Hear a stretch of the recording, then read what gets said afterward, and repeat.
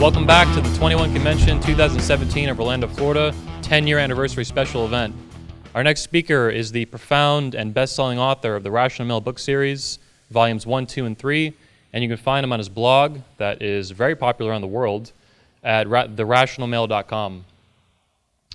Before he comes up, I want to make a quick point to say that out of everyone that's impacted me in my life, as a mentor, as a friend, as a business partner, as a colleague, as a speaker, I don't know anyone who has ever impacted my life so positively, so rapidly, so deeply in a 12-month time span. His support for me personally in this convention over the past 12, 13 months has been unreal. Without further ado, please help me welcome to the stage Rollo Tomassi.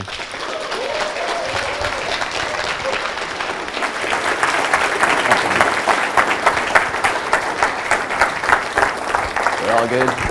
Excellent. Well, I'm Rollo Tomassi. This is my first public appearance using my real face and real time. I've made one prior speaking engagement with the Man in Demand conference about 2 years ago, and that went really well. And I just want to say that I'm real thankful to Anthony for giving me this opportunity and to be here with the rest of you guys. I know a lot of you people flew in from, God knows where. So I just want to say I really appreciate you and thank you for being here. So what I want to get into today, as if you hadn't known already, is if you know the word hypergamy, or hypergamy, however you want to say that, this is a term that I pretty much own. If you go to Google right now and you type in hypergamy, the next entry below the Wikipedia entry will be my blog. I don't think anybody has done more involved work, more study for hypergamy as a term, as a dynamic, as just a social dynamic, a personal dynamic, a psychological dynamic than what I've done myself. And that's not to gloss myself or to toot my own horn, it's just that this is a topic that I feel is probably the single most important dynamic that's involved in all of our lives, just, like I said, personally, psychologically, sociologically, of our time. And the reason I think that this is such an important dynamic is it is the underpinning of a lot of the things that we don't even realize what's going on. We don't understand what's going on beneath the surface of our interactions with women. Even legislation when it comes to divorce court, when it comes to abortion, when it comes to just consent laws, things like that. A lot of that finds its primary root in hypergamy. And so that's what I'm going to get into primarily today. Most of you probably already know me. I'm the proprietor of the RationalMale blog. Anybody got my book? I'm sure you probably do. The RationalMale, the very first book, is something that I really felt that I had to do. I don't do this for a living. I'm an author, yes, but I also have a lot of irons in the fire professionally. So doing this kind of thing is not really what I do for a living, but it's something that I feel like I have to get done. I have to put it out there. I have to make them, relate this stuff. Just last night when we were talking at the meet and greet, I had so many guys coming up to me and they're relating to me stories that are so common that I've heard over and over and over again. And my primary interest in guys is to ask them what it is that brought them to the red pill. What is it that woke them up to even wanting to look up online? My work, the Manosphere in general. I'm what's known as one of the 3 R's of the Manosphere. There's Rollo, Royce, and Roosh. And we are what's known kind of collectively as the godfathers of the red pill. And I think that there is some crisis, there is some trauma that goes on in our lives as men that force us to try to figure out what it is that's going on. We go online, we go, how do I get my girlfriend back? Why is it that she left me? All these questions. I mean, I think the most common problem I get from guys is that they want to get their girlfriend back, or they want to make things right. And I see this problem as sort of, it's really a symptom of something a whole lot deeper. It's a symptom of us being blue-pilled to begin with, and having that conditioning from the time that we're kids, from as young as like even 5 years old, how we're brought up and how we're taught to defer to the feminine, and to what we think is like our best way to become intimate with a woman, our best way to become sexual, of course, but also to seek out an intimate relationship with a woman. Everyone in here has game. Everyone in here has a way that they think is best to go from point A to point B. And I'll tell you right now that direction or that path is always going to be colored by hypergamy. And what is hypergamy right now? Hypergamy is, if we were just to say, from a sociological perspective, and that's where the term came from. It came from a sociological background, or a sociological theater. It means that women marry up, and that's as simple as it goes, and nobody really wants to investigate it that much more. They want to leave it alone and say it's just a sociological thing. Gender is a social construct, and this is part of that social construct. So yeah, everybody wants to have an optimization of some sort. They always want to look for the bigger and the better thing. I will tell you right now that hypergamy is unique to the female. There's not a comparison in the male side of things, and we'll get to that today too. I'm just going to give a real quick story here. I had a friend who had my book, and he was reading through it, and his girlfriend, his live-in girlfriend, kept wanting to say, "What is this rational male stuff? Why are you reading this? Why do you even need to know this kind of stuff? Shouldn't you know this shit already, right?" And so he's like reading through it. He's like, "But it's all true, and he's going through it, and he's trying to keep it secret and all that stuff." And so his wife, or his girlfriend, takes the book from him, and she starts reading it on her own. And he discovers that she's taken my book. And about a week or two later, she comes back to him and she says, "You know what? Everything in this book is true, but you shouldn't know this. You should already know this, but you shouldn't know this." And I always tell that story because it's sort of where we are as a society right now, where we're seeking this stuff out, and we're going onto Google and we're looking, what is hypergamy? What is this? We're looking for these answers, but they're answers that we should know, but we shouldn't know as well. We should know them intrinsically. We should know them because we're guys, and God forbid you actually have to go and find some sort of guide that would teach you how to get laid. God forbid you would have to actually look for some education in how to better go about interacting with women. And I'm not just talking about personally and relationship-wise. I'm talking about your mom, your sister, your coworkers. If you have a female boss. All of this, again, comes back to hypergamy. And we're going to get into that here in just a moment. Before we do, though, we're going to have to define a few terms. And I'm sure that you've already heard most of these already, but I run kind of an interactive type thing here. I'm really good when it comes to audience participation. So if you have a question at any time during this, please feel free to raise your hand, and we'll talk about whatever it is that's on your mind. But I think the most important things to understand is the alpha and the beta dichotomy right now. And I think that there's a lot of misconceptions between what we consider an alpha guy and a beta guy.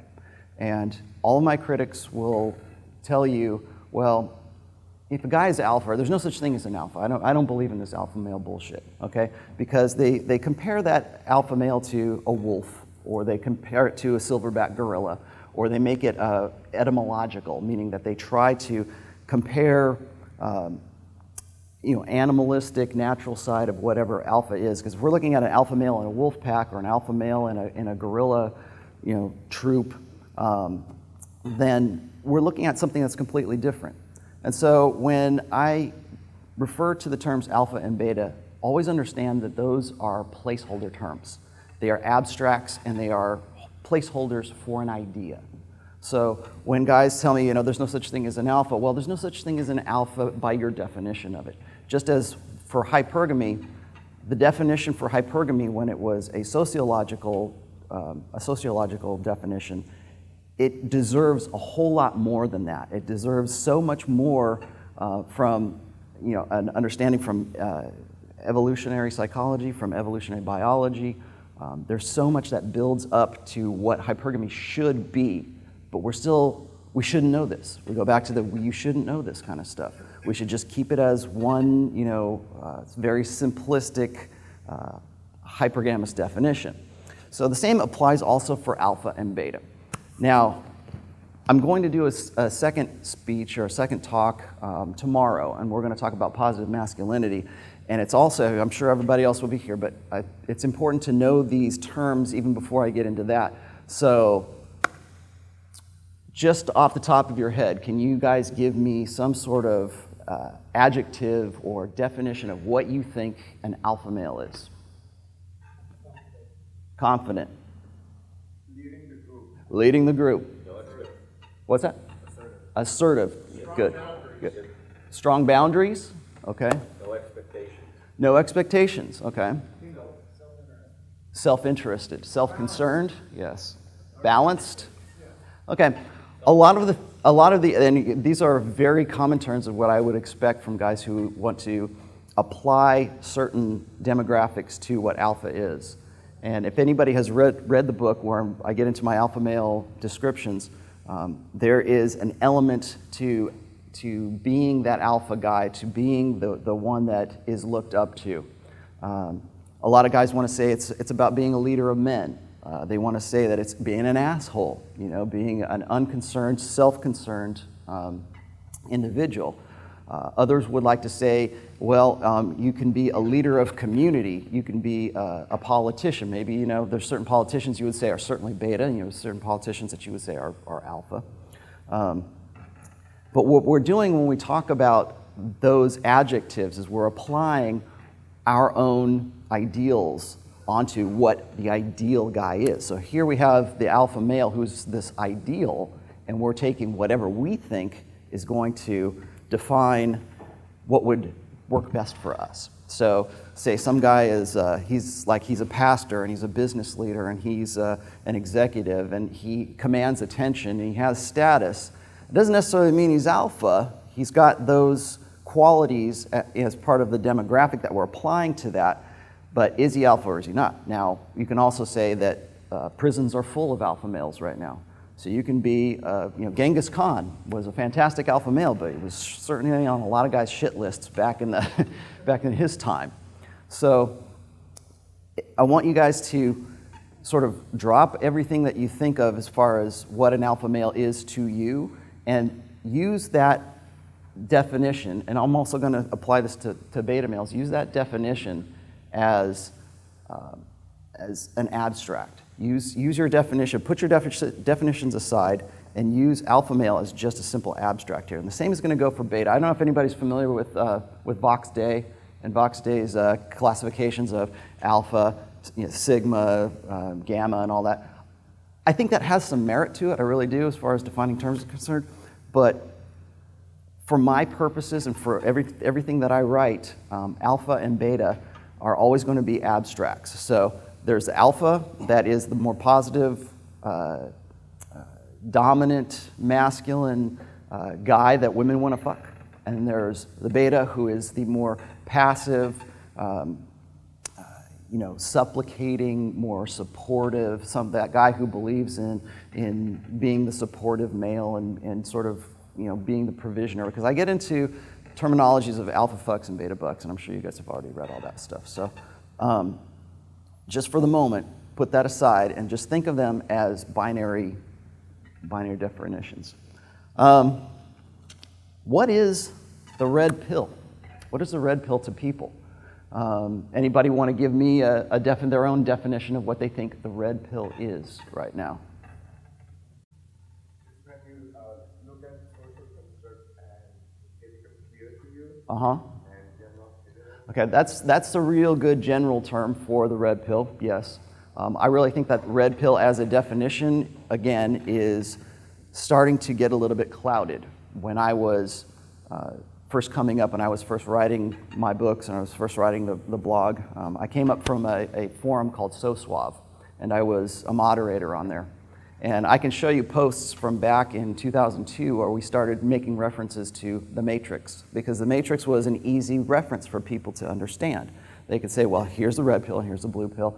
And we didn't really even call it, oh, you got red pilled and you got blue pilled. It was more about being unplugged. And it was being unplugged from your upbringing and where you had been raised into a feminine, to really to defer to the feminine, and to be educated in such a way where you are taking the feminine, you're putting the feminine up on a pedestal. Now, I'm going to get into this in the second talk, but just for sake of argument here, for when I'm referring to the red pill, I'm referring to intersexual dynamics only in this, okay? I know a lot of guys from the alt-right are saying, well, you know, the red pill is this.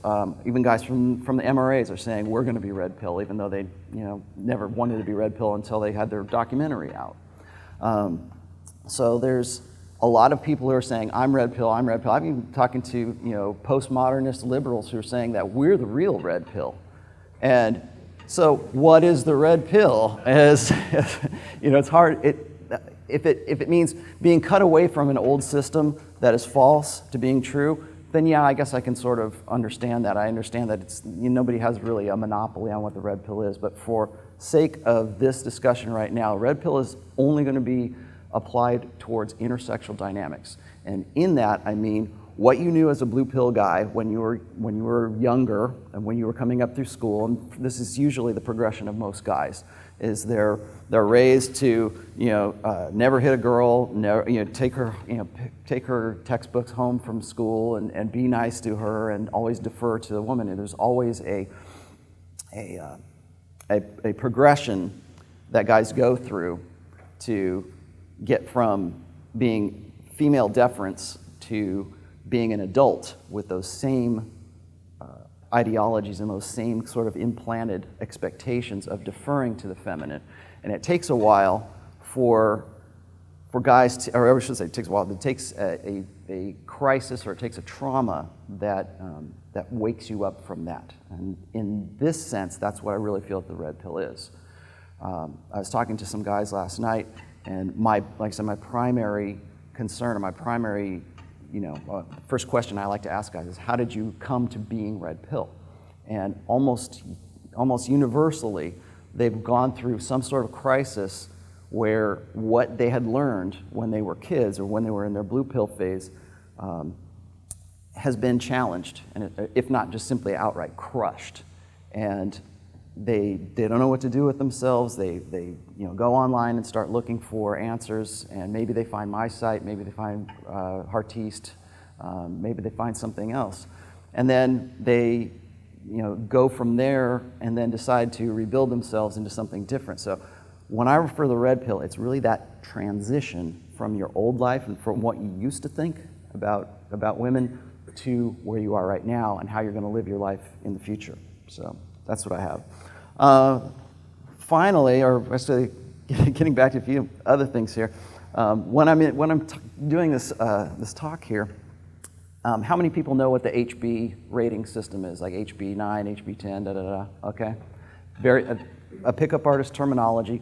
I'm not going to use HB, but whenever I say SMV, which is sexual market value, SMV values are kind of comparative to what an HB value is.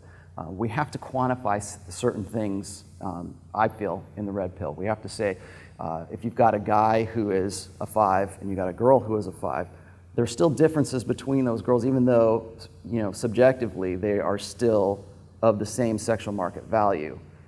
And even when they're seen to be equal, they're not equal. So whenever I say something about SMV or sexual market value, what I'm talking about is your social value, maybe your physique, maybe your outlook on life, whether you're alpha or you're beta. So there's certain things that qualify you up to what we could all relatively agree would be a certain sexual market value. Anybody seen my sexual market value graph? Yes, it's in all of the books. That's a lot of people gave me grief for that because they say, well, it should only be physical. A guy's sexual market value should only be a physical standard, and it should only be, so if a guy's 36, which I'm saying, between 33 and 36 or 38 years old, that I really feel is a man's peak time for his sexual market value. Well, everybody wants to say, well, you're not as good looking as you were, when you're 24 as when you are, 34. And you might have a case for that depending on how much you let yourself go. But there are other factors involved for men's evaluation for sexual market value. And so that chart was really, first of all, it was meant to be kind of like loose science. It wasn't necessarily something that was supposed to be like, here's the hard facts. It was just what I was seeing in society. It was just what I was seeing in, if you look at the pay grades for female actresses and male actors, you will see almost an identical graph to that as to what they're going to make at different times in their lives, because it's a mirror of that, of the sexual market value. There's other things as well, like OkCupid has some Dataclysm. The book Dataclysm has some statistics in there that are pretty much a mirror of the sexual market value one that I produced myself. So I kind of made a hobby out of collecting all of these these graphs that mirror that exact same thing. All right, and last but not least, the Manosphere. Anybody have an idea what the Manosphere is? You want to tell me what your definition of the Manosphere is at all? Yeah. A collection of blogs ranging Collection of blogs? various topics, masculinity, Mhm. sexual dynamics. Yeah, okay. Anybody else Manosphere? Because a lot of people are wanting to sort of broaden the definition of what the Manosphere should entail right now. So maybe it has to do with a political agenda. Maybe it has to do also has to do with a religious agenda, some different convictions and things like that. When I'm talking about the Manosphere, it's pretty close to what you're saying. It's a collection, or it's a consortium of guys coming together and sharing their experience. You all in here are the Manosphere. And I did this at the Man in Demand conference. I'd like you guys to do it again. Look around you right now. See these guys in this room? These are the guys that you're interacting with when you're on Twitter, or when you're on a forum, or when you're on the Reddit forum. These are the guys. You are actually real people here, okay? It's real easy to get distracted because of, we're in such an isolated, we're confined when we're typing away, or it's a lot different to speak to somebody and see somebody face to face than it is to type something out on Twitter, and your thought process on Twitter, your thought process when you're writing something is a whole lot different than when you're speaking together. So I really think it's important that you note that you're not alone. I mean, the Red Pill Reddit forum just exceeded, 250,000 subscribers or something like that just recently. So that's just that forum. There's so much more that's going on right now, and I think that just to say that the Red Pill is just a group of these guys who are just very angry people, or the Manosphere is just guys who are part of this particular agenda.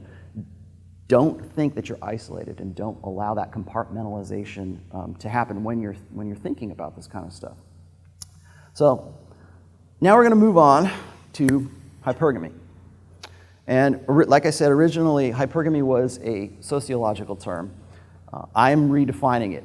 I'm taking this and I'm turning this into something that I really think that red pill men should be able to understand and to use, make something that's useful for them. I think we need a much broader, I hope this works, broader definition here. Well, hypergamy is based on a woman's menstrual cycle. And these are the basics here. These are the most fundamental building blocks. A lot of the stuff that we go from here all the way up to making our legislation for abortion, or making our legislation for consent laws, or making our legislation for divorce laws and things like that, all that comes back to this. Now, I throw this up here first because this is a menstrual cycle. I'm sure we've all had sex ed at some point in our lives. And what the cycle does is it will follow a 28-day phase, the 14th day being the ovulatory phase, where you can see the egg comes out of the ovum. And you also will notice here, I think this is really the most important part right here, is the hormone levels. And you're looking at luteinous hormone and estrogen, follicular signaling hormone, I believe that's what it is. Yeah, FSH. And so you'll notice the spike that's right here, okay? Everything from this side over here is what I usually call, or right up to right in here is what I call the alpha phase. Right around here is going to be the beta phase. And when I get to the next slide, you can get a little bit better idea of that. But you can see what's going on here. You also see the basal body temperature jumps all the way up until she gets back into her follicular phase. In the follicular phase, or it's also known as the proliferative phase, this is when a woman's her tendencies, her behaviors are going to be more attracted to, or are going to show that she's more attracted to more masculinized men, more alpha men, if you will. All right, this is where we're at for ovulatory shift. Okay, ovulatory shift is a principle, or it's a dynamic that has been studied for, at least for the last 20, 25 years now. And what it is it's a series of research done mostly by Marty Hasselton. There's a Gangstad, there's a few other really prominent evolutionary psychologists who have done this work for us. But during the high fertility phase, women are more interested in alpha masculine dominance, arrogance, with a confident control, of what we were describing about being an alpha male. They're looking for more masculinized features. They're looking for more into short-term breeding. They're also looking for vocal cues for themselves, as well as their own ways of attracting that.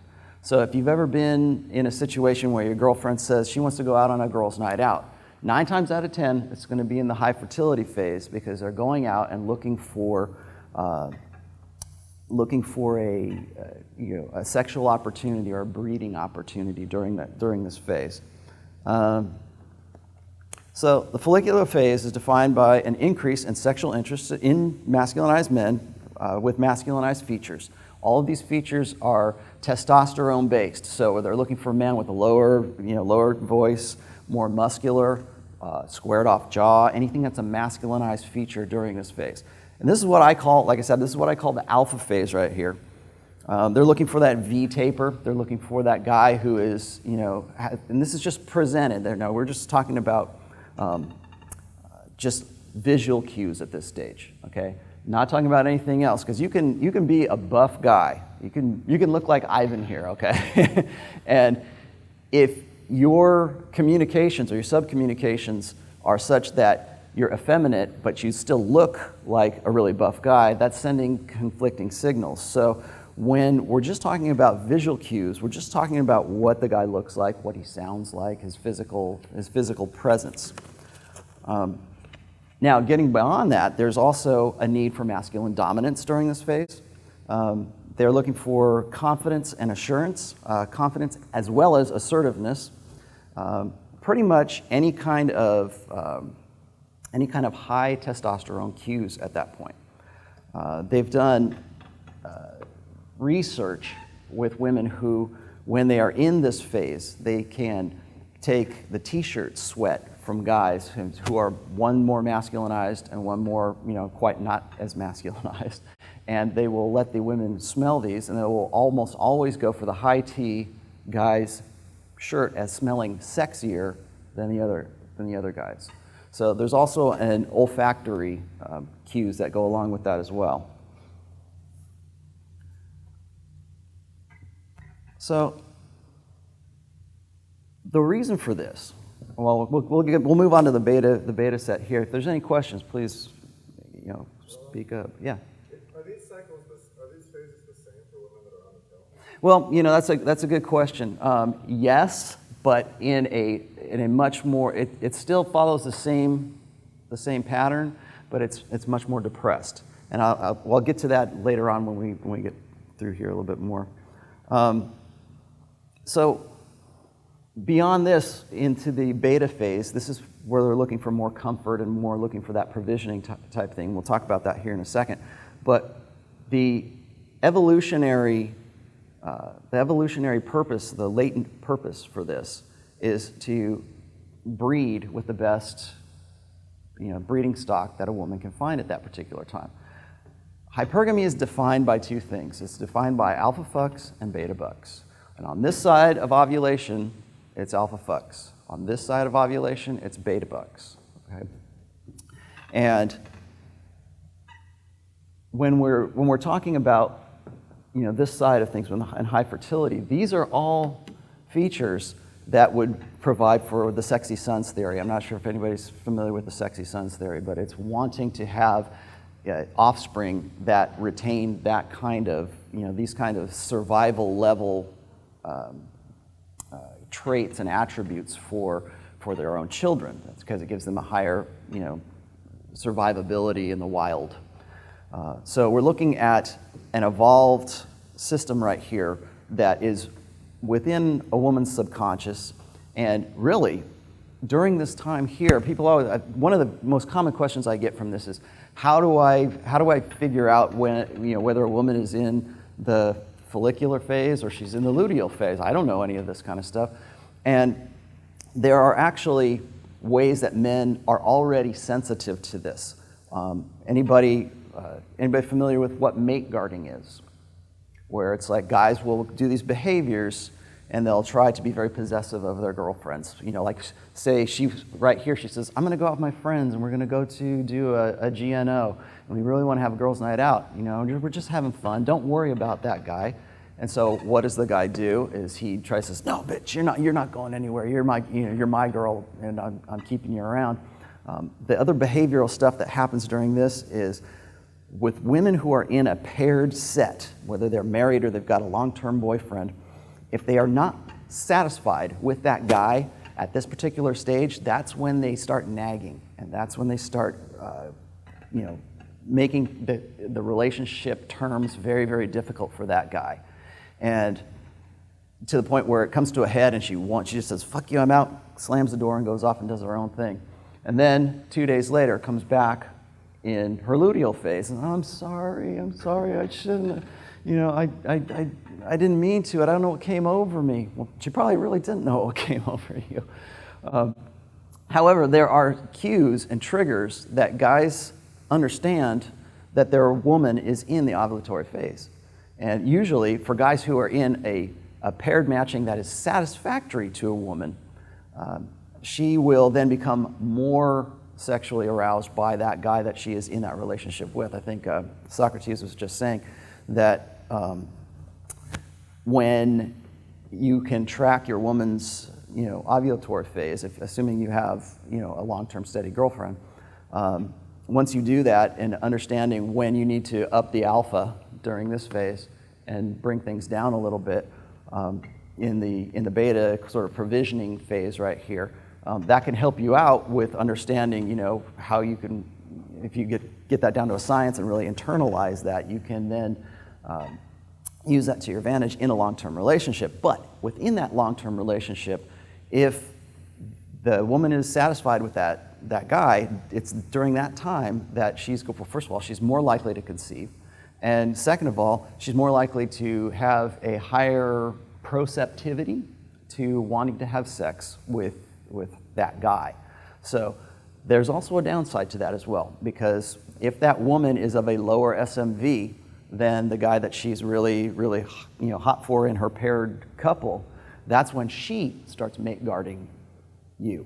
She's the one who will say, I don't want you going out, and she'll get really, really super jealous. And most of the times when that happens, it's almost always right here, because she can tell other women. Women are sensitive to the cues and the subconscious cues to knowing when another woman is in her ovulatory phase.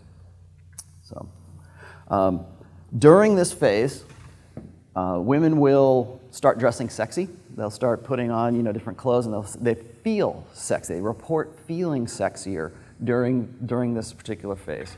I'm going to move on a little bit here because this is good. I might come back to that. These are the behavioral functions that go along with this. So during the peak fertility phase, she might not know this. A lot of women don't really understand what it is that they're going through when they're doing this, but their voices will drop. Everybody ever hear the sexy voice, and the woman talks to you like this, and it says, yeah, I really want to get it on. That's when you start talking dirty and everything, but the voice intonations come down. That's when sexy voice sort of manifests itself during that phase. They also smell different too. There's also, similar to the t-shirt test, women when they're in their ovulatory phase, they did the similar t-shirt test for guys of which one smells sexier, the girl who's in the high fertility or the girl that's in the low fertility, and almost unanimously it's always in the high fertility. There are ways that guys perceive this stuff, and you don't even know that you're really doing it sometimes. If you see a girl at a club, there's like some very obvious things. Like if you see a girl that's by herself in a club or by herself having a drink in a bar, and she's dressed up hella sexy, and she doesn't have any guys around her, and she's just basically on her own, what does that say? That says, I'm looking for some kind of companionship.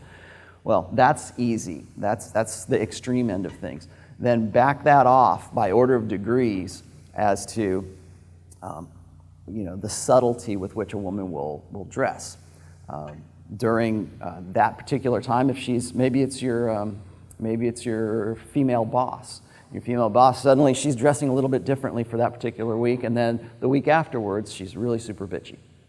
So those are some signs that guys can use to pick up on that. Now there's cognitive signs and then there's subconscious signs. So you might see her behavior change a little bit differently during this time.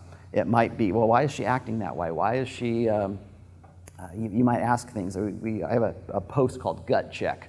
And that's about the time when guys start, checking the phone to see if is she cheating on me. They might not have any reason to believe she would ever cheat on them, but that'll be the time where that jealousy kind of comes out. And I really feel like jealousy on the part of men is really an evolved mechanism to ensure paternity. And I'm about to get into that here in just a second here, but ornamentation, feeling sexy, flirtation. Flirtation increases as well during this particular time. Vocal cues, scents. The other thing I should also say is if you have a daughter, as I do, during the high fertility phase, there's research that indicates that daughters will avoid their fathers and they will avoid their brothers if they have them during this time, because, again, anything that can get away from that can get in the way, I should say, be an obstacle to them becoming pregnant is something that even their hindbrains are really already making contingencies for. So as they get up to, feeling sexy, or maybe they're more flirtatious, maybe they've got a guy that they really want to get with, well, they can't do that if dad or brother's around. And so they'll tend to avoid those relationships until afterwards. So that's yet another manifestation of high fertility. All right, low fertility. On this side, let's come back. On the low fertility side, this is what I call the beta side, and this is the don't think blue pill means beta, I'm just saying beta side here for provisioning. They're looking for comfort and rapport. They're looking for feminized facial features, something that makes them feel comfortable, something that makes them feel secure. For long-term provisioning, familiarity, security, parental investment. This is where women want to feel safe. And it kind of goes back to our hunter-gatherer beginnings where the men were there to be the protectors. And it's during this phase that they're more open to, like, say, talking to you as if you're an emotional tampon. Okay, I'm sure anybody familiar with the emotional tampon effect, that's where you've got a woman who is,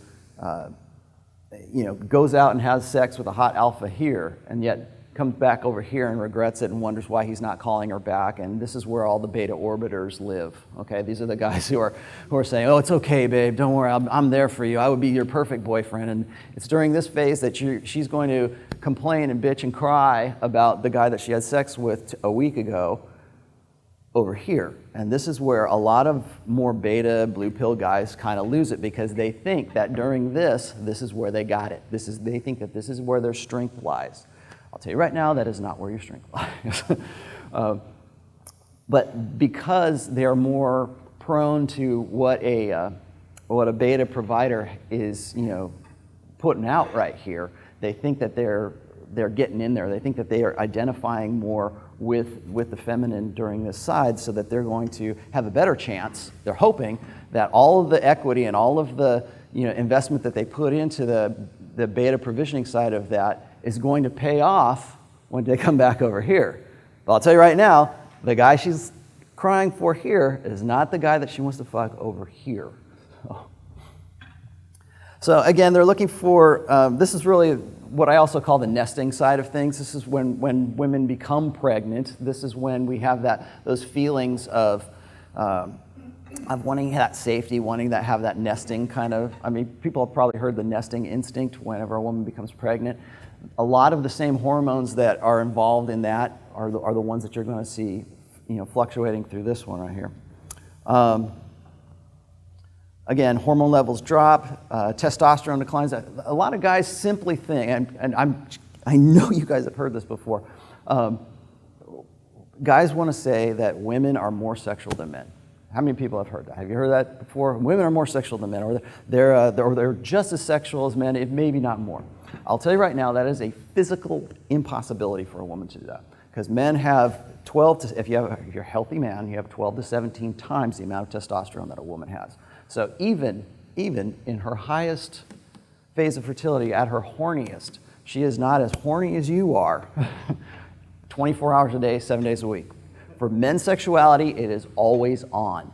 For women's, it is cyclic. This right here, just that little hump right there, proves that women are not as sexual as you got, anybody in this room is right now. So again, they're looking for, like I said, the emotional tampon, the phone friends, the beta orbiters, like I said, live over in this side. Comfort, security, provisioning, and then something else interesting happens over here. And what that is again, I kind of planned out this little graph for you here so you can see where the hot and the cold goes. There's this side right here in the animal kingdom, and even they're making, they're trying to make some real, concerted research to prove that human beings, that human females, go through a state of estrus. And I don't know if you guys understand what estrus is, but most mammals go into heat, like a dog goes into heat. It's a part of human biology and primate biology that we have what's called a concealed estrus or concealed fertility. And usually that's so that the primate or the human or the human female can use that concealment to be better provided for, has an increased survival chance for that. But during this, I've got right here is peak fertility, I would say is right around 12 to 13, 14 being the day of actual ovulation. So this is like I said, the alpha phase right here is in estrus, beta phases are here. So from this side, what are the functions, or why, what is it that makes these particular phases useful to a woman? We already know what this does. We know that we're increasing a chance of fertility during ovulation during this part. But on these sides over here,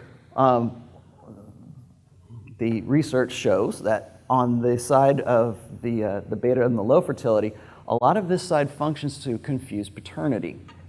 And the reason I say that is because in the animal kingdom, I'm going to go back to the animal kingdom, but in the primate kingdom, it is we have a transactional kind of sex and we have a validational kind of sex, okay? There's a kind where it's like it's a reciprocal. If I do this for you, you give me that.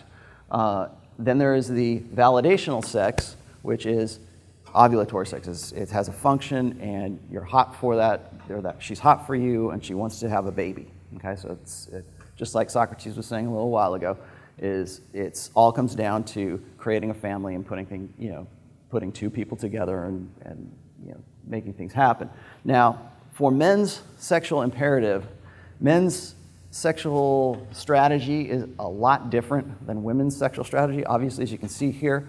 But the one thing that, up until we had DNA testing, the one thing that men could not ever really 100% determine all the time is paternity. And in like bonobo colonies, in gorilla colonies, and primate colonies, usually this is the side, or this is the time when that transactional sex happens, when it is about the beta male bringing food and grooming and picking nits off the female to have breeding rights to her, have sexual rights to her. And as long as she's not in her estrus phase, she's okay to do that. She's okay with, okay, maybe I'll have sex with this beta guy because he's going to help me out this way. Or maybe if I lead him on, if I'm a prick tease, I can get him to shovel the snow off of my car. With this side, it's like I said, it's to confuse paternity. And over here, we've got transactional sex, which is do something for me and I'll do something for you. Now, I think, and I just don't want to go too far off of here, it's my belief that part of being masculine and part of being a male at all really is to have a deep desire, I think a psychological desire for paternity. And there is a deep desire for a need for certainty in that paternity. And to know that kid is yours. It happens in high order mammals all the time where if a alpha male comes in and the previous alpha male was killed or run off or whatever, that incoming alpha male will go and kill the offspring of the preceding alpha male. And that's because he wants to know damn well that if he is breeding and he is going to invest himself, which is part of parental investment, if he's going to invest himself and his resources in mating with this woman, he needs to know 100% sure that kid is his own. And this is right here. On this side over here, it's usually a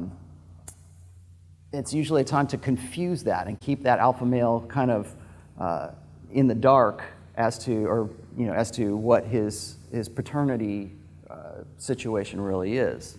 So when you have like a group, when you got it, like I think really one of the ways that women have evolved socially as a group is to protect against that, is to protect against having an incoming alpha or whoever come in and kill off the offspring.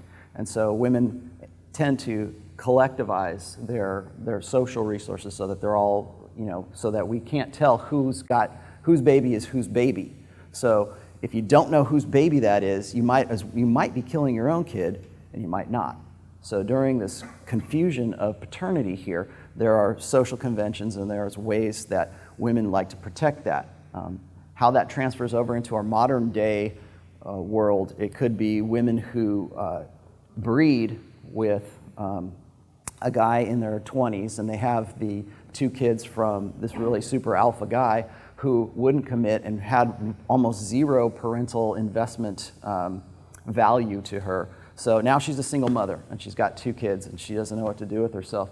And she's over here into the beta phase, and she still wants to have the security and the provisional side in the long term. She still wants to have that going on, but she needs to, in some way, make that incoming guy, the new guy who's coming in there to provide for her, make him believe that it doesn't matter whose kids it is, because if you're a guy who is dating a single mother and you want to adopt the kids and you want to take one for the team, you're basically signing up for your own cuckoldry. You're basically saying it's okay when you're 24 years old. Doesn't matter. I still love you no matter what. I'm going to adopt your kids. I'm going to do all this great stuff for you because, of course, that guy believes in what's called relational equity. But it's during that time when the man, or the beta guy, says he's going to take over the responsibility for the alpha, the previous alpha. That's when, we have to make social conventions to cover that up, to confuse, not so much confuse paternity, but to say paternity is really not that important. So, okay, something to think about. Okay. Question, Rollo? Yeah, go ahead. This all makes sense. And if I can summarize it, say the first phase is get good genetics from an alpha that has, that's masculine, good survival rate. The second half is find a cut to support that. Yes. Now, the problem I have with this is I've always sort of imagined these phases as stretched out over years, Yes. not on a short rapid cycling. Yes. This helps explain some of the indecisiveness and capriciousness of women, to sort of explain the cyclic changes. But going after the alphas in their 20s, and then they get in their late 30s or Right. maybe early 40s, they're like, well, I got to find a good guy now to do Yeah. this. So that all makes sense. Yeah.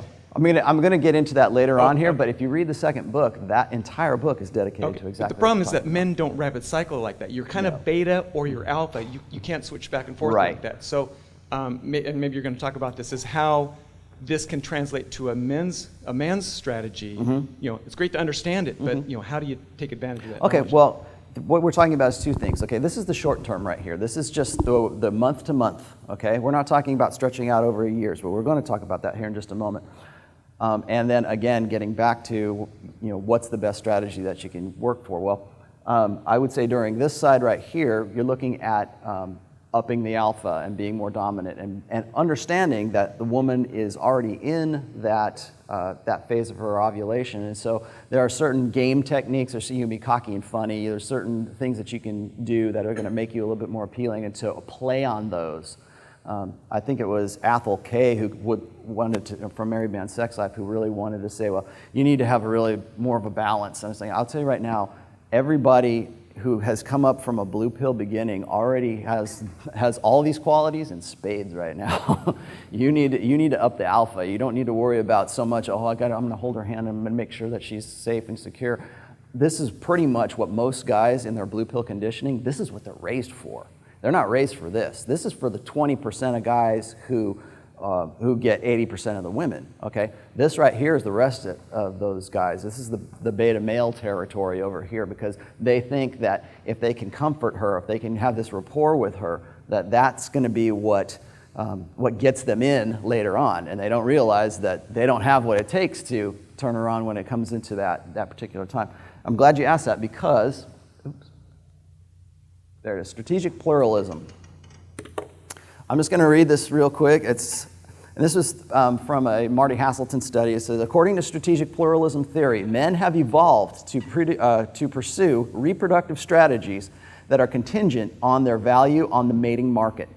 Most attractive men accrue reproductive benefits from spending more time seeking multiple partners out and relatively less time in investing in offspring. Those are your alphas. Those are the guys that we were talking about in the high fertility phase, okay? In contrast, the reproductive effort of less attractive men who do not have the same mating opportunities is better allocated to investing heavily in their mates and offsprings and spending relatively less time seeking additional mates, okay? Those are the guys who are on this side. Those are the guys who are on this side. This is where you're going to spend more time on a singular woman, and this is really mostly beta game. This is beta strategy. It's the guy who is waiting to take his shot. I call this in the first book, I call this the sniper mentality, where the guy is just there and he's waiting, and we're just friends right now, but man, as soon as she needs me, I'm going to take my shot, and that's when I'm going to prove my worth, and she's going to really be into what I'm giving her. Why can't she see that I'm the perfect boyfriend? Why can't she see that I would make the perfect husband? Well, she's not going to see that because your whole game relies on this side of the hypergamous spectrum, okay? On the opposite side, this is the guy who, when we've talked about the Pareto Principle on a few times. If you look at, I think it's in the second book or the third book. The Pareto Principle is, of course, the 80-20 rule, where it's 20% of the effort gets you 80% of the results, okay? Something very similar to that happens in the sexual marketplace. 20% 20% is being generous. 20% of guys are that alpha guy who women want to get with during that high fertility phase. The rest over here are those 80% that are still playing the beta game, and they're still trying to put all of their resources into getting the girl, and putting all of their resources into, or applying themselves and investing themselves into one girl. These are the guys over on the 20%. These are the guys who are spreading the seed. This is the male imperative, unlimited access to unlimited sexuality. And that is in pretty much every guy in this room. And if you doubt me on that, just go and look at how popular pornography is, because pornography does exactly this. It appeals to unlimited access to unlimited sexuality. And that's why we have free online porn right now, but you got to go, pay money to watch a movie, to watch a hit movie. But you don't have to for pornography. It's right there, and it's because that's what it's playing on to. It's playing on to that, again, that 80-20 rule. So you got the guys over here who are able to live that and to spread the seed and to have sex with multiple women. And over here, you've got the guys who are going to focus on one or very few women. So that is strategic pluralism. There. I'll read you the rest of that because it's very important to understand alpha fucks and beta bucks from this. From a woman's perspective, the ideal is to attract a partner who confers both long-term investment benefits and genetic benefits. Not all women, however, will be able to attract long-term investing mates who also display heritable fitness cues.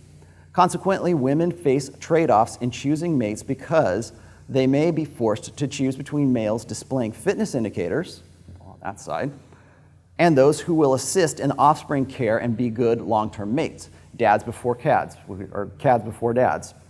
The most straightforward prediction follows that women seeking short-term mates will seek short-term mates when the man's only contribution is genetic offspring. They should prefer muscularity more than women seeking long-term mates. So what they're saying is that, again, we get back to the alpha fucks and the beta bucks.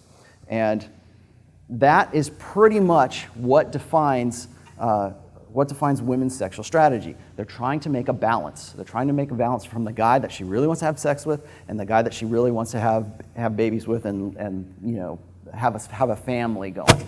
And I think that a lot of prominent, I don't want to say purple pill, but prominent speakers on this kind of thing fail to account for the alpha fuck side of things. They tend to think, I think it was Jordan Peterson, recently, was talking about how hypergamy affects male dominance hierarchies, and I'll get onto that here in just a moment. But just to lead up to that,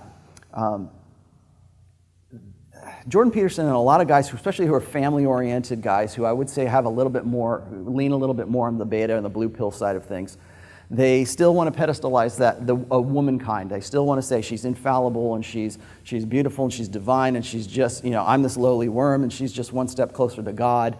And they want to still keep womankind pedestalized. So they tend to ignore all this stuff on this side, okay? And so they only want to focus their game and their social outlook and their life outlook or whatever they're going to do to create a family. This is all that's important to them, and they just kind of conveniently push this away. And these are the guys who, when they get to be 29 years old and women are suddenly starting to pay attention to them, that they think that their ship has come in and their patience has paid off and they're really ready to go and finally build a family. And all these girls who wouldn't have anything to do with them, like in the long term, when we're talking them in their party years, now suddenly that woman is necessitous and she needs to lock this guy down. Well, who's the best guy to do that with? The guy who's been preparing his whole damn life for this. And so those are the guys who get really self-righteous and they go and say, you know what, I finally, everything that I was doing as a beta guy and identifying, it's suddenly paying off now, and nice guys finish last, but hey, I finished. And so they build up this side and then conveniently forget this. And it's usually at that point what happens is the Epiphany Phase. And I'm sure people are probably, anybody aware of the Epiphany Phase that I took? It's the time between 29 and 32 years old for women when they're cashing out of the sexual marketplace. And on my own belief, I really still think that's pretty late, because I think that from a fertility standpoint, women need to have babies way before that. But they realize that if I don't lock somebody down, I'm not going to have anybody at all. And so what do we see in society right now? We see women saying, oh, I can't find any good guys, and they're 36 years old, and they're well past the wall. They're well past any time of their lives where they wouldn't have any complications with a pregnancy, and they're freezing their eggs. And they're believing that at some point they're going to be able to come back in and restart their lives once they found Mr. Right. Well, all of that stuff comes from her, well, first of all, a false belief that she's going to have that, but that her attractiveness is evergreen. And so when she hits 29 years old, she realizes she can't compete with the girls who were 24, so she's got to cash out of that. Now, the guy who's waiting for her at the end of that, like I said, he's feeling lucky, but what he does is he ignores this stuff. And it's very important that if you're going to accept hypergamy, it's not just, the most important part is not just the provisioning side. This side, the alpha fuck side, is just as important, if not more important, than the beta side of things. And if you don't believe me, what we have here is Tinder's attractiveness scale. I don't know if anybody has seen this yet, but what we're looking at right now is this right here is the physical preferences for the top men, and you'll also see that this is identical to the 80-20 graph that we were just talking about. And we see male advantage and we see female advantage in Tinder. And this is based just solely on women choosing the best guy, the best looking dude that they can find on Tinder. So you are at a decisive disadvantage if you are on Tinder right now and you don't have a six-pack abs and you don't look good, because we're not talking about game. There is no game on Tinder. There's only you showing off your physical side. But this makes a very good measurement tool for understanding women's alpha side sexuality.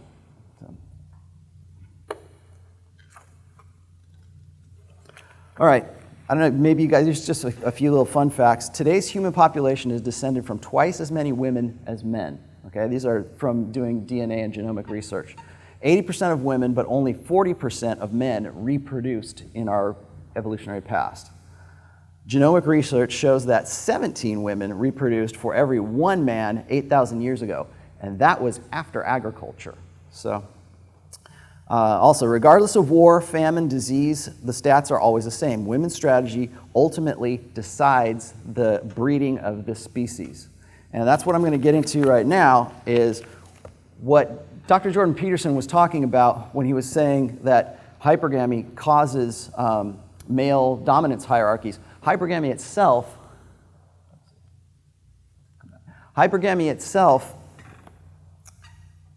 is responsible for so much more than we really want to let on. Women like to complain about the patriarchy. They say, oh, well, we want to smash the patriarchy, we want to destroy it. The reason that the patriarchy exists at all is because of hypergamy. Because what you've got is when you've got women who are selectively picking the top 20% to breed with, those men are going to create dominance hierarchies to be the one who gets to be the one who's breeding. So there's a lot that goes on from just the base, fundamental biological parts of hypergamy that move into our social strata. And like I was saying before, we have our divorce laws, our abortion laws. Abortion's a great one. And I've said this before, if you ever follow my Twitter feed, abortion is the last word in hypergamy. Because nothing says he's not the one like being able to legally end his child's life in utero. Okay, why is there such an outcry when we take that away? If we say we're going to make abortion illegal, why is there such an outcry for that? Why is there such a we need to have our bodies ourselves, and that's a good social narrative right there. Women will do everything in their power to control hypergamy. Back before the sexual revolution, back when we were anytime before, say, 1960, when we didn't have the sexual revolution and we didn't have unilaterally controlled birth control for women, we had checks and balances on hypergamy. Usually it came in the form of the church. It might come in like social controls. It might be just shame. It was shameful to have a child out of wedlock back in just as early as the 50s. They had to go and take, your poor daughter, she got knocked up. We're going to have to take her secretly off somewhere so she can have the baby, and because it was just a disgrace on the family. That social control is a control on hypergamy, because anything that controls that breeding, anything that gets in the way of a woman's sexual strategy is something that they have always needed to have a complete control over, but have not been allowed that. That's why we think of women as being repressed, or we're repressing women's sexuality. Why would we do that? Why would we want to repress any woman's sexuality, especially for guys who really want to get laid all the time? I mean, that was the best thing about the sexual revolution and birth control, was because finally guys didn't have to worry about it. We can go have sex with whoever we want to, because we don't have to worry about them getting pregnant. Maybe we got to worry about syphilis, but we don't have to worry about that anymore because we've got this great control for it. So guys signed up for that, but they didn't realize is they're also signing up for their own selectively being bred out of the gene pool. So if you say, hey, you don't have to worry about your burden of performance, you don't have to worry about being a man, all that stuff that you had to worry about before and qualifying and being a good provider and all that, don't worry about that anymore, because it's what's on the inside that counts. And so guys picked up on that because they want to have that sexual access, because remember what we were talking about before, unlimited access to unlimited sexuality. In today's society, when we've got hypergamy is really defining the conversation between all kinds of things that we want to do. If we go and we say, just say we had Viagra, and then we had, just recently, we had the Viagra for women, and women wouldn't take it. And why wouldn't they want to take something that makes them hot for their husband or whatever at a certain time? Because it bypasses all of that stuff. It goes all, beyond, taking that sexual control away from them. So if I can just give you a pill like Spanish fly, remember Spanish fly? I'm going to give you Spanish fly and you're going to get horny and we're going to go have sex, right? Well, you're trying to medically treat hypergamy is what you're doing with that. You're trying to say, here's a pill so I can get past your hypergamy and go. Well, women are appalled at that. They don't know why they're appalled at that, but in the back of their head, the reason that they are is because it removes that control. It removes the hypergamous control over their ability to choose who they want to breed with and who they want to have, a life with and a family with. So you've got the guy that she wants to have sex with, and you've got the guy that she wants to live with. And like I said, they rarely come together, and they rarely do the two meet up. But that, in a nutshell, is like the conundrum of hypergamy. They're trying to balance those two guys out. And I would argue that today, women are not even really looking for that guy who embodies both of them anymore. They're looking for the guy that she can have sex with, and then the guy that she can have a life with. And that's why we see the rise of like polygamists. Like, I don't know if anybody's familiar with the poly movement. Now, the poly movement is basically, it's two betas fighting over one girl who's going out on Saturday night to go fuck the alpha. And so she's just basically trying to figure out who are the two betas that she's going to live with and has the best providing potential. But I think that it's really important to look at certain things like consent is another one. We have consent laws that are specifically designed to give women that control, that absolute complete control. We're going to outlaw, and I think in Great Britain right now, there's a law on the books that says if you go and you approach a woman on the street, it's considered a hate crime right now. Okay, well, why? Why would that be? I can't imagine that. Well, it's because women want that hypergamous control. They don't want that guy coming on to her to say, hey, babe, let's go on a date. Let's go, these guys doing a day game. They don't want to have to deal with that if that's not what they want. Again, it comes back to it's a complete legal control over who they want to breed with and who they want to live with. The same can be said for divorce laws. We're still standardizing on divorce laws that are still based on the old set of books or the old social contract, and we're expecting men to be these perfect providers, and no matter what. So we're going to always, it's a resource transfer is really what it is when it comes to divorce, where we've got this guy who was, maybe he was a beta guy, and he's going to be paying child support and alimony, and at the same time, she's going to say, okay, my security needs are met, and we're going to talk about the long term here. My security needs are met. Now I don't have to deal with that, and I'm going to just focus on alpha fucks for a while. So the dad is already taken care of. He doesn't live in the house. He's paying money. He gets to see his kids, 50% of the time, and she's going to go off, and what's she going to focus on? She's not going to focus on trying to find Mr. Right again. She's going to go and look for the guy that she wants to have sex with and have some fun with, and then a week later she's going to go back to being mom.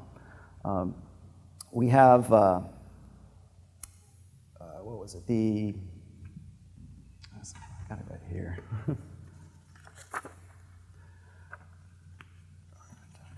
Tendencies. Oh, there's another one. Consent, domestic violence.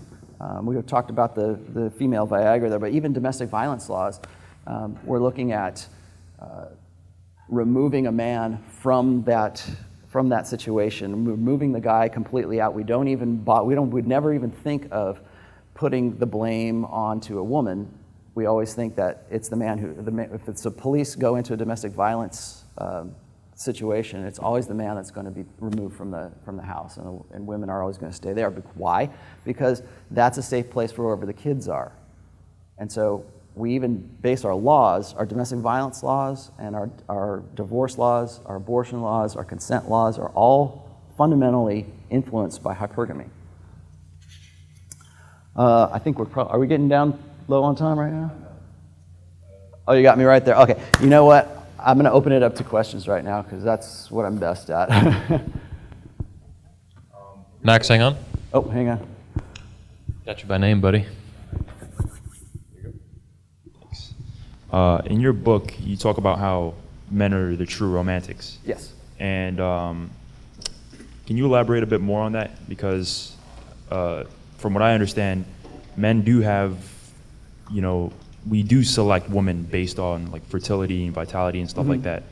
So we do kind of select for more superficial traits and everything. Right. So how are we still the true romantics? That goes, I'm going to actually talk about this in tomorrow's speech, but that goes back to the fundamental differences between men and women and our outlooks on life and how first of all, how our mental structures work, okay? Men, in my estimate, men are more outward looking. We're more idealistic. That's why I would say that men's concept of love is based on idealism, whereas women's concept of love, again, comes back to hypergamy. Who's going to be the best for whatever it is that she needs at that particular phase in her life? So it's not that women can't love, and I'll say that to the camera right now. I never have said that women are incapable of love. I said that their definition and their concept of love is completely different than it is from men. And that's one of the things that throws guys off. They think that women and men share the same mutual definition or mutual concept of love, okay? And that's why I say men are the true romantics, because all the most romantic things that you can think of in this world were invented by a man. Everything. Oh, I'm going to give you flowers. I'm going to go, how can I profess my love to you? And all of these things that we think of as romantic gestures, all of that really came from courtly love and way back in the medieval times and the Renaissance, which, of course, chivalry, I also argue, is a form of feminism. It's a form of promoting the feminine imperative.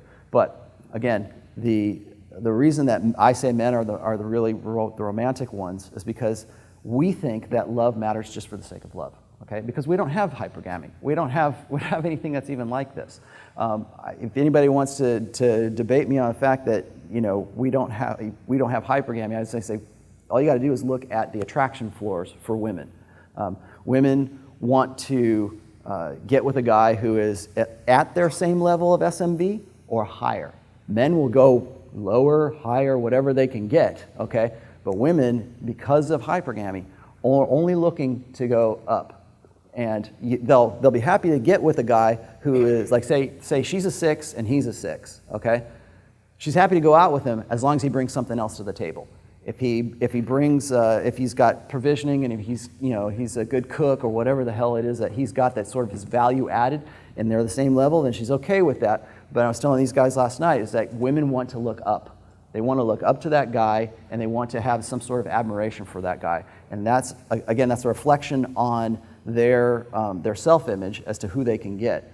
And so they're constantly looking for the higher up thing, whereas guys, on the other hand, they're looking for something idealistic. They want to think that they can, despite any performance, whatever it is that they had to do to get it, they want to be able to put that to the side and still be loved just for the sake of love. And that's why I say that they're very idealists. Ivan. I have a question for you with respect to dread. Okay, dread, yeah. And not from a standpoint of a tactic or strategy of men, but the role that dread plays within women's sexual strategy. Because it's inherent, my assumption is that it's evolved to benefit them. So how does that benefit them? How does that evolve as a beneficial trait? And number one. Number two, do you see that correlating to that estrous cycle? Yes, I think that when it comes, from an overall effect, hypergamy cannot afford to miss an opportunity to be optimized. So, and that's the final word on this whole thing is I don't want anybody in here to think that hypergamy is some insurmountable mountain that they can't get over. There's many different ways to actually put this to your best advantage and to actually make hypergamy work for you. When it comes to dread is the fear, when you're single, the dread for women, or what I call competition anxiety, is that they're going to miss that opportunity. They're going to miss the opportunity to have sex with a hot alpha and lock him down. Another personal anecdote. In my rock star 20s, I would get with, I used to have a regular girlfriend, but she wasn't my girlfriend at the time, but I had just met up with this girl, and she was on the rag. And, I don't know, I'm not red pill, I don't know anything about this by this time. But she's on the rag, and she sees me as, a prime opportunity to go have sex with. Now, most women, like according to that scale, she wouldn't have sex with me because she's obviously in her luteal phase. But if a good enough opportunity comes around, she's going to go and have sex with that guy so she can lock that guy down so that when she comes back around to that next part of her cycle, that she is going to have that guy hopefully as a long-term parental investment. That's where the dread comes in, because she doesn't want to miss out on that. She says, this guy is so high. We were just talking about attraction floors. This guy, I'm a 6 and she's a 6 and he's like an 8, right? She can't afford to go, no, I'm on the rag right now and I don't want to have sex with you. So can you wait for a couple weeks? She's not going to say that. She wants to get you right then and there, because if she doesn't, she's going to miss out on that opportunity. And that's where competition anxiety comes in, because if she doesn't, some other girl is.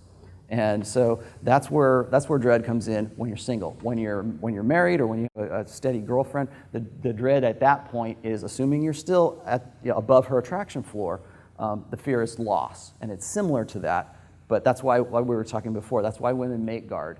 Because if they're really satisfied with you and you are like two steps above her in SMV, then that's when she's going to get really jealous and she's going to want to keep you and lock you down. So that's dread. That's all the time we have. That's Give it all. up for Rollo Tomassi. Thank you.